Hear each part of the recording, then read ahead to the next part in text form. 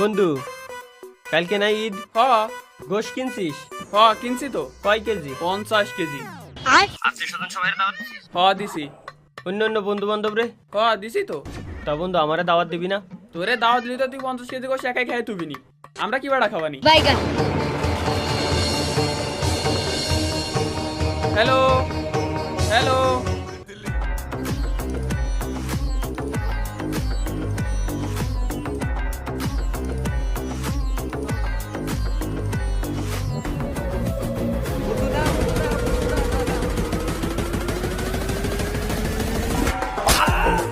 ঈদের দাওয়াত দিবি না? দিবি না ঈদের দাওয়াত? না বন্ধু না, মাগো কালকে তোর ঈদের দাওয়াত দিলাম, কালকে তুই চলে আসিস।